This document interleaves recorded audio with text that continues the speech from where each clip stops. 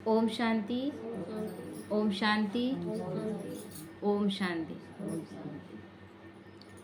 आज बाबा कह रहे देखो बच्चे, शिव बाप आते हैं बिल्कुल कलयुग अंधियारी रात में पतित आत्माओं को बिल्कुल पावन आत्माएं बनाने के लिए, है ना। क्योंकि ये समय हम लोग का गीता में भी स्पष्ट लिखा हुआ था कि मैं तब तब आता हूँ, है ना। मैं जब जब जब धर्म की अति ग्लानि हो जाती है तब मैं आता हूँ, और जब मैं आता हूँ तो सर्व अधर्मों का विनाश करके एक सत्य धर्म की स्थापना करता हूँ। तो सब जगह अधर्म हो गया कि नहीं? कोई रिश्ता सच्चा रहा? कोई एक रिश्ता बताइए जो सच्चा है? हर जगह स्वार्थ है, हर जगह स्वार्थ है, कोई रिश्ते में सच्चाई नहीं है। और हम जबकि उन्हीं रिश्तों को पकड़ रहे हैं, पकड़ भी रहे हैं, और है भी कुछ नहीं। सोचिए, क्योंकि हम शादी ब्याह करते हैं, बेटी अगर हो जाती है तो बोलते हैं बेटा नहीं होगा तो हमको मेरा बुढ़ापा का सहारा कौन बनेगा? बेटा, जब बेटा हो गया और बड़ा हुआ तो वो बेटा सहारा ही नहीं बना, सहारा बनता है। अपने ही घर में एक है, मतलब अपने ही रिलेशन में है, 2 बेटा 2 बहू, और बहुत मतलब करोड़पति से ऊपर का स्थिति है ना। लेकिन दोनों बहू अलग अलग और अपने खाना बनाती थी, पति पत्नी का खाना। क्यों? क्योंकि शुगर पेशेंट थे हस्बैंड। तो क्या करती थी कि कितना अलग से सब्जी बनाएंगे, हरा सब्जी आलू से को मिला के, और फिर आलू छांट के किनारे कर दिया जाता था, हरा सब्जी निकाल के दे दिया जाता था। तो कितना छांटिएगा, कभी न कभी उसमें कुछ आ जाता था। आ गया तो पकड़ में आ गया ना। तो नहीं, आलू का तो उसमें चला गया सारा गुण। आलू नहीं खाना है तो आलू का सारा तो गुण उसमें चला गया, और खा लिए हम, क्योंकि अलग नहीं बना सकते। तो वैसी स्थिति में अच्छा, जो पत्नी थी उसको हमेशा गरम चावल खाने का आदत, मतलब एकदम तुरंत बने लेकिन रात में चावल खाना है। उसको क्या किया जाता था कि दिन का चावल रह गया, उसको पानी डाल के गर्म करके और दे दिया जाता था। वो खाने का आदत उसका नहीं था। मतलब इतना क्या करेंगे, बार बार कितना बनाएंगे, है ना। तब जबकि घर में कोई ना झाड़ू पोछा करना है, ना बर्तन करना, कुछ भी नहीं, ना ही चावल चुनना है, ना चावल धोना है, ना आटा सानना है, सबके लिए नौकर। वो व्यवस्था, उसके बाद भी ये स्थिति है ना। तो रिश्ते किस तरह से बन गए थे? पति पत्नी का एक दूसरे पर विश्वास नहीं। कैसा है, हर एक रिश्ता कैसा बन गया था। तो बाबा उस समय आता है जब हम त्राही त्राही कर रहे थे, है ना। किसी का किसी के प्रति कोई विश्वास नहीं है, केवल जो दिख रहा है ना, केवल ऊपरी है। जिन रिश्तों में अभी आपको थोड़ा बहुत दिख रहा है वो बहुत ऊपर का है। थोड़ा सा बोलते हैं ना कि थोड़ा सा कुरेद दीजिए तो अंदर का घाव निकल आएगा और पता चल जाएगा कि असलियत क्या है। कुछ भी नहीं बचा। तो ऐसे समय में भगवान आते हैं। अगर सब कुछ ठीक रहता थोड़ा बहुत भी, तो भगवान आता ही क्यों? भगवान तो कहता है जब अति हो जाता है तब मैं आता हूँ, जब इस लायक नहीं रहता ये सृष्टि रहने लायक तब मैं आता हूँ, भगवान कह रहा है ना। तो बताओ, पतितों को संपूर्ण पावन बनाने की कमाल किसकी है? कौन बना सकता है? तो बच्चे कहते हैं शिव बाबा ये कमाल आपकी है, ये कमाल तो केवल भगवान कर सकते हैं। तो बाप के साथ साथ आप बच्चों की भी कमाल है। हम बच्चों की कमाल है कि नहीं है? जो कि आप गुप्त रीति आए हुए भगवान को तुरंत पहचान कर कहते हो कि यह तो सच में भगवान ही है, मेरा ही बाप है ना। क्वेश्चन अभी 2-4 दिन पहले आया था ना बाबा का मुरली में, क्योंकि जब ज्ञान में जुड़े थे तो पहला अंदर में ये उठा था, प्रश्न उठा था कि कहते हैं गीता में स्पष्ट लिखा हुआ है कि जब मैं आऊँगा तो करोड़ों में मुझे कोई एक पहचानेगा। लेकिन हम लोग तो सब कुछ जान रहे हैं, भक्ति मार्ग के अनुसार तो हम सब जान रहे हैं। कृष्ण भगवान है, वो आ जाएंगे तो कोई है जो नहीं पहचानेगा? कोई नहीं। मोर पंख लगाए हैं, बांसुरी हाथ में है, बस पहचान लेंगे कि कृष्ण है। जितने सारे देवी देवता जिसको हम भगवान मान कर चल रहे हैं, दुर्गा माँ अष्टभुजाधारी होकर आ जाके हम नहीं पहचान पाएंगे? पहचान लेंगे ना। तो इन सब चीज़ों को, इन सब को हम भगवान मान रहे थे तो इनको पहचानना तो बड़ा आसान था।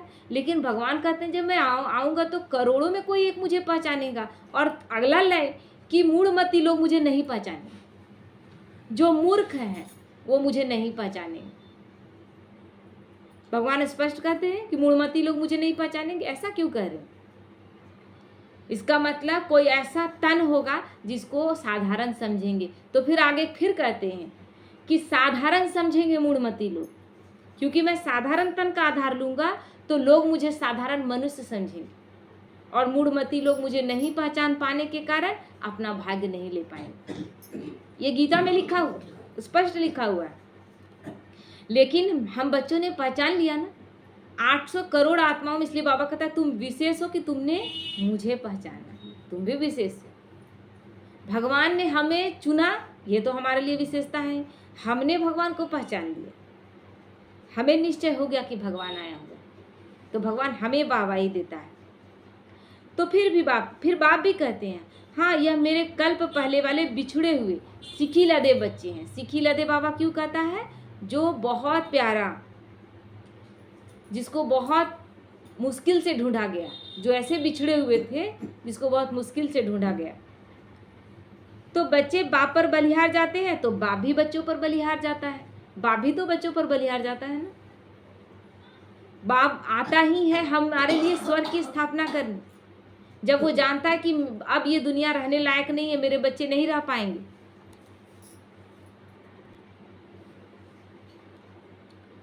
तो बाप भी बच्चों पर बलिहार जाता है। देखो बच्चे, बाबा के पास कैसा भी बच्चा है, बाबा कभी नहीं सोचते कि यह पतित है, विकारी है या अपकारी है। बाबा सोचता है क्या? पतित से पतित बच्चे, जो डाकू बन गए थे ऐसे भी बच्चे, बाबा ने उनको क्या कहा कि ये नहीं सुधरेंगे। सब तो सुधर, कोई भी सुधरा हुआ नहीं था, लेकिन बाबा को विश्वास था ना अपने बच्चों पर, क्योंकि बाबा जब हमें भेजता है इस दुनिया में तब हम तो बड़े प्योर थे। तो बाबा को वही याद, जो उस समय के हम बच्चे हैं वही उसको याद है कि हमने जो बच्चे को भेजा था वो परफेक्ट थे। अब इस युग को निभाते निभाते कलयुग में हम इतने पतित विकारी हो गए हैं, तो बाबा कहता है ऊपर की मैल चढ़ गई है। तो वो मैल उतारने के लिए इसीलिए क्या कहते हैं, मूत पलित कपड़ धोए। मतलब कि छोटा बच्चा कैसे लैट्रिन में, पेशाब में एकदम कैसा सन जाता है, लेकिन माँ को उसमें घिरना आता है क्या? माँ को उस लैट्रिन में घिरना नहीं आता। ये बहुत बड़ी बात है। खा रही है और उसको पता चला कि बच्चे ने लैट्रिन कर लिया, तुरंत हाथ धोएगी, तुरंत उसको साफ करेगी और फिर तुरंत हाथ धोकर फिर खाने बैठ जाएगी। उसी तरह भगवान को हमसे कोई घृणा नहीं। हम कैसे भी हैं, फिर हम किसी पर कैसे घृणा करें? हम किसी को कैसे सोच ले कि ये ऐसा है और वैसा है? सोचना चाहिए। जबकि हम सब मूत पलित कपड़ धोए, सब हम मूत पलित में सने हुए थे।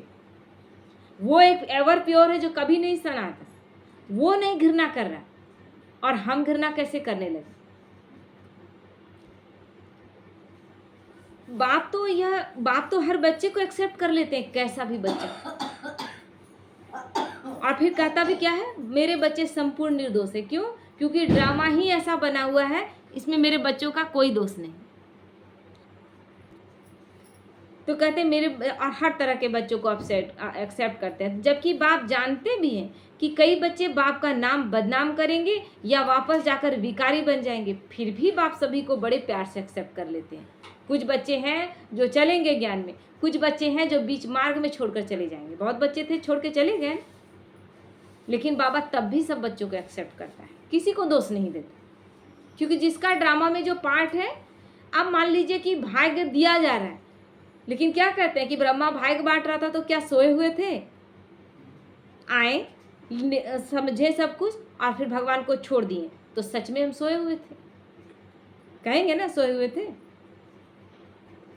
तो इसी तरह आप बच्चों को भी करना है। जबकि आपको बनना बाप समान है, तो बाप समान ही तो सबका कल्याण करना पड़ेगा। तो ये ना सोचे कि इतने बच्चे आए, आकर इतना अच्छा हम 7 डेज का कोर्स कराएं, सब कुछ समझ लेने के बाद कैसे छोड़ दिए। कोई संकल्प नहीं चलाना है, सब के लिए शुभ भावना, शुभ कामना। जिसका जो पार्ट है, स्कूल की जो आत्मा है, वो 7 डेज का कोर्स ना भी ढंग से कर पाए तो भी चलेगी अच्छे से। स्कूल की नहीं है तो 7 डेज कोर्स करके भी छोड़ देगी, नहीं चल पाएगी। तो अर्थात आपको संकल्पों द्वारा हर आत्मा को क्षमा कर प्रेम और रहम की दृष्टि रखनी। तो बाबा कहता है आपको संकल्पों द्वारा हर आत्मा को क्षमा करना है, प्रेम और रहम की दृष्टि रखनी है, किसी से कोई वैर नहीं। गाना अभी क्या बज रहा था? अब तो सारी दुनिया अपनी है, अब कोई गैर नहीं, इसलिए मेरा किसी से कोई वैर भी नहीं।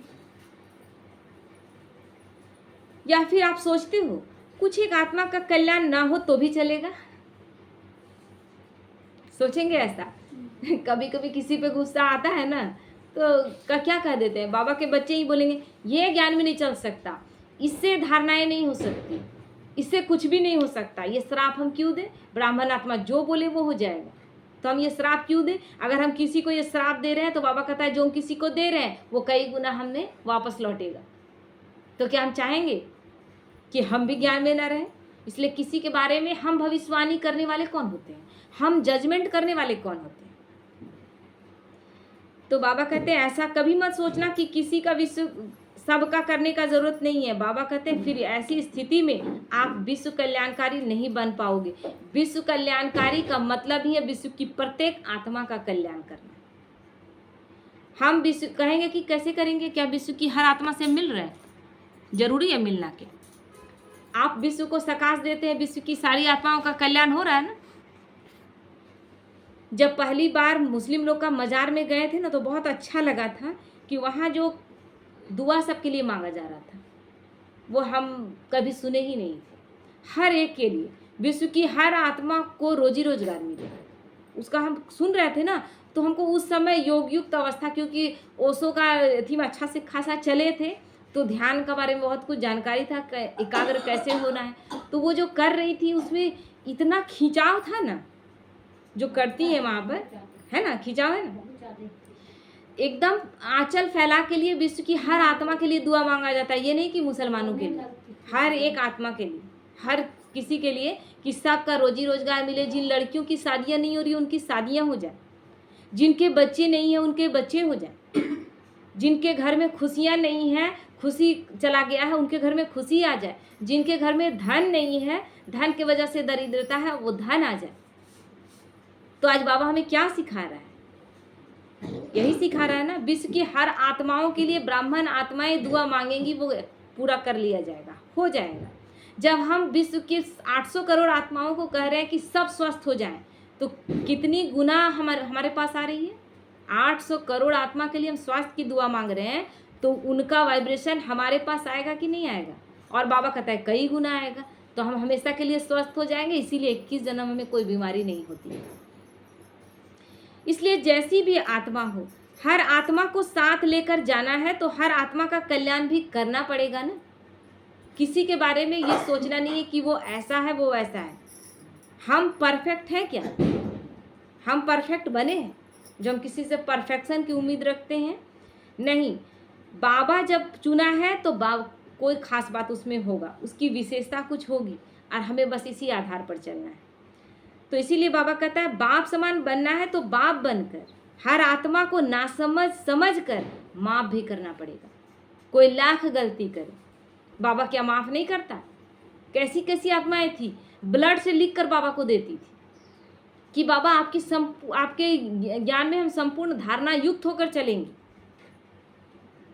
कितना उस समय नियम था बाबा के समय। आप मधुबन में प्रवेश नहीं कर सकते, आप पांडव भवन के गेट में प्रवेश नहीं कर सकते अगर आप संपूर्ण धारणा युक्त नहीं।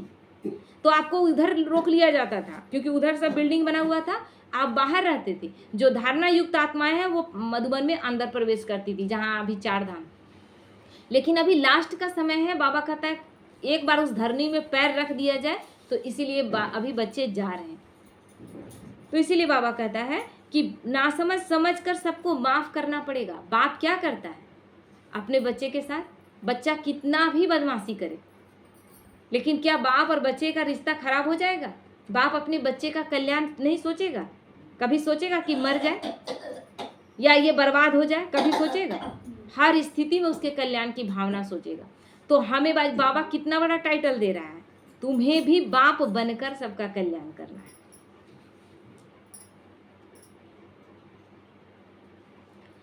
तो स्वयं को गुणों और शक्तियों से भरपूर रखोगे और अपने उच्च सम्मान में स्थित रहोगे, तो हर कार्य सहज हो जाएगा। तो बाबा अभी जो हमें करा रहा है, हम सोचते हैं कि एक दिन हम अमृत वेला छोड़ दिए, क्या फर्क पड़ता है? क्या फर्क पड़ता है? आप पहला श्रीमत का उल्लंघन, दूसरा, उस दिन की जो शक्ति आपको मिल सकती थी, वो शक्तियों का स्टॉक जो जमा कर सकते थे, आपने नहीं किया। किसका बुरा कर लिया? किसको आप जवाब देंगे? किसके साथ बहाना करेंगे? आपने अपना अकल्याण किया, आपने अपना घाटा डाला।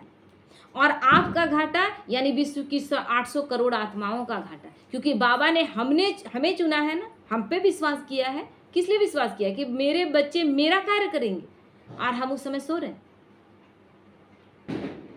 कितना बड़ा भगवान का डिसरिगार्ड है। तो इसलिए बाबा कहता है, बाप की श्रीमत प्रमाण चलते चलो, यह मत सोचना कि यह कार्य तो मुश्किल है, नहीं हो पाएगा।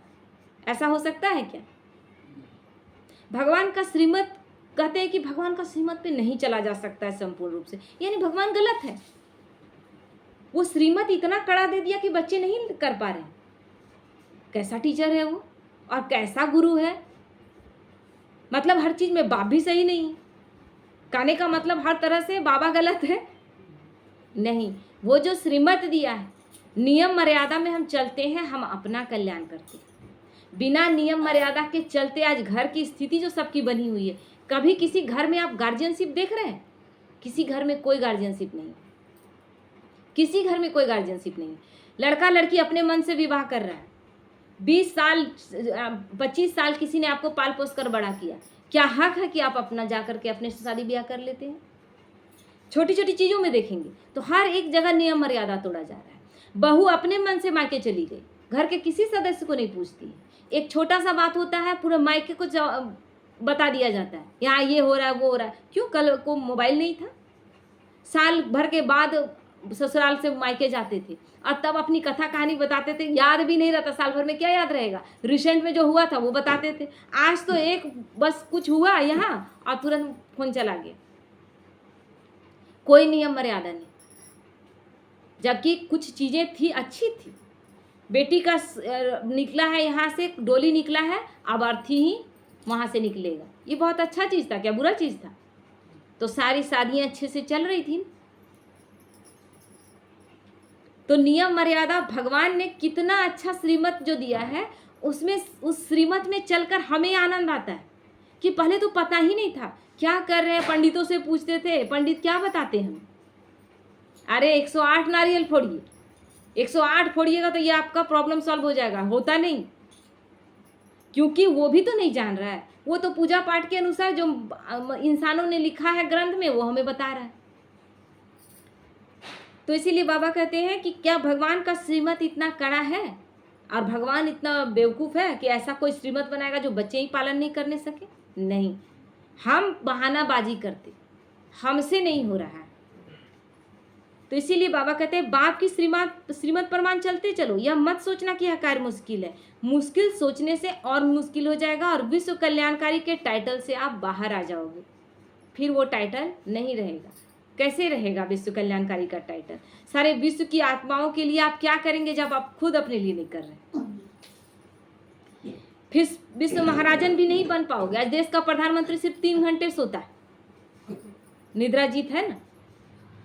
आज शीर्ष पर जो बैठा है, पोस्ट पर प्रधानमंत्री बैठा है, उसको देखकर लोगों का अंदर में जागृति आ रहा है ना कि सिर्फ 3 घंटे से इसका नींद कैसे पूरा हो जाता है, हमारा तो नहीं होता है।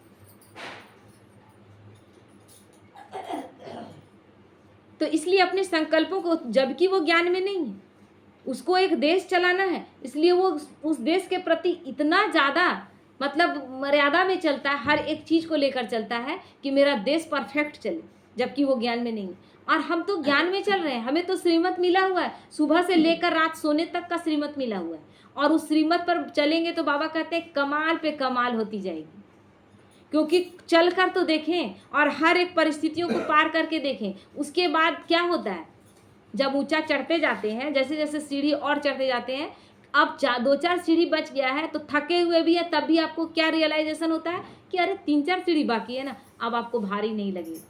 लेकिन तब आप चढ़े हैं, तब चढ़े ही नहीं, अब तो बार बार फिसल फिसल कर गिर जा रहे हैं। 4 सीढ़ी चढ़ते हैं, फिर नीचे गिरते हैं, फिर उठ कर चढ़ते हैं। ये चढ़ने और उतरने का जो खेल कर रहे हैं उसमें हम थक जाते हैं, फिर कहते हैं बाबा हमसे नहीं हो पाता। इसलिए अपने संकल्पों को शुभ भावना शुभ कामना से सदा संपन्न रखो, और फिर आपकी दृष्टि भी रहम और प्यार भरी हो। है ना, हर एक आत्मा के प्रति। आप बाप ने यह जिम्मेवारी आप बच्चों को ही दी है, अर्थात यह कार्य आप बच्चों को सौंपा है, तो कार्य ठीक रीति करना है ना। परमात्मा ने इस लायक समझा कि हमें अपना दाहिना हाथ बनाए। एक कोई मिनिस्टर या कोई नेता, मिनिस्टर तो बहुत दूर की बात है, कोई छुट भैया नेता अगर काम देता तो बोलते उस नेता का हम दाहिना हाथ, और उसी में खुश होकर चलते। यहाँ तो भगवान ने हमें अपना दाहिना हाथ बनाया, तो कितना नशा होना चाहिए। तो यह मत देखो कि यह क्या कर रहा है, हमेशा यह देखो कि मुझे क्या करना है। हम दिन रात ये देख रहे हैं कि ये क्या कर रहा है, वो क्या कर रहा है, ऐसा कैसे हो रहा है, ये क्यों ऐसा कर रहा है। हमें अपना रास्ता, अर्जुन को इसीलिए केवल मछली का आँख ही दिखाई दिया, सबको कुछ कुछ दिख रहा था, किसी का निशाना ठीक नहीं बैठा। कृष्ण अर्जुन से पूछते हैं कि तुमको क्या दिखाई दे रहा है, मछली का कौन सा हिस्सा दिखाई दे रहा है, तुमको आंख पे निशाना लगाना, तो बोल रहे हमको सिर्फ आंख ही दिखाई दे रहा है। निशाना गड़बड़ाएगा, पूरे शरीर पर उसका लक्ष्य ही नहीं है, लक्ष्य उसका आंख में है, तो आंख में ही इसलिए बाण लग गया। हमारा लक्ष्य क्या है, सतयुग का ना, तो हम चुपचाप चलते जाएं। साइड सीन जो भी आ रहे हैं, ट्रेन में बैठ गए और बस चल देना है। जो भी आ रहा है साइड सीन, उसको इग्नोर करते हुए एक ही लक्ष्य रखना है कि उस दुनिया में जाना है। वो स्वर्ग का गेट खुला है और इतना खूबसूरत है कि बस उसमें प्रवेश करेंगे, मज़ा आएगा, है ना। अभी बार बार वीडियो किस चीज़ का आ रहा है, सतयुग का एक से एक वीडियो आ रहा है, देखते ही लगता है कि अभी तुरंत उठकर चले जाएं, लगता है ना।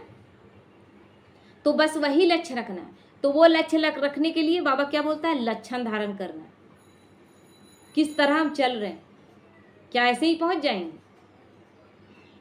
एक रास्ते में उस दिन पंचायत भवन के पास खड़े थे, हम भी पार किए रोड को, ध्यान भी नहीं दिए क्योंकि जल्दबाजी में थे और हाथ में मॉनिटर था मेरा, तो ध्यान भी नहीं था। खड़ा हो गए, वहाँ जाके देख रहे हैं कि पीछे से एक लड़की आ रही है, शादीशुदा है। वो रास्ते में 2-3 पत्थर था, देखे, खड़ा होके पैर से हटाई, जो नहीं हटा पैर से उसको हाथ से उठा के फेंक। हमको लगा कि मेरा ध्यान क्यों नहीं गया। इन छोटी छोटी चीज़ों में बहुत, क्योंकि छोटी छोटी में अगर ध्यान है, चीज़ों में महीन महीन चीज़ों में ध्यान है, तो बड़ी बड़ी चीज़ें बड़ी बात नहीं। इन छोटी छोटी चीज़ों में, एक एक चीज़ में, कि कहाँ किसका हम थोड़ा सा कल्याण कर सके, कहाँ मेरे वजह से किसी का रास्ता अच्छा बन जाए, ये कोशिश हम करते हैं। बाबा बोलता है रहमदिल, पूरे विश्व की आत्माओं के लिए आपको रहमदिल बनना है। तो क्या रहमदिल का मतलब कोई आपके पास आएगा तुरंत बोलेगा इतना पैसा दीजिए, हम बीमार हैं, मेरा इलाज कराइए, यही थोड़ी ना होगा। हर एक समय ये तीसरा नेत्र खुला रहे और हर आत्मा तक बाबा का ज्ञान पहुंचा दे, किसी भी विधि। क्योंकि जिसको भगवान का ज्ञान मिल गया उसका दुख तो आधा ही दूर हो गया, है ना। केवल मिला, भगवान आया हुआ है, इससे आधा प्रॉब्लम दूर, उसके बाद ज्ञान में चलने के बाद सारा प्रॉब्लम दूर। तो क्या लक्ष्य हो हमारा, क्या लक्ष्य होना चाहिए। आप यहाँ आते हैं, ज्ञान सुनते हैं, बस यही लक्ष्य नहीं है। यहाँ आते हैं, ज्ञान सुनते हैं, ये भी सेवा है, क्योंकि लोग देख रहे हैं कि कहाँ जा रही है। 4-5 दिन में पूछने लगेंगे, रोज रोज जाती है, मिल गया आपको ना, पॉइंट मिल गया ना, आप उस पॉइंट में समझा सकते हैं, वहाँ ज्ञान सुनने जा रहे हैं, बहुत अच्छा लगता है, हो गया सेवा। हर वक्त बाबा क्या बोलता है, उछाल मारना चाहिए सेवा का बच्चों के अंदर में। तो हर वक्त चलते फिरते उठते बैठते सेवा ही सेवा, बस यही सोचना है। ओम शांति।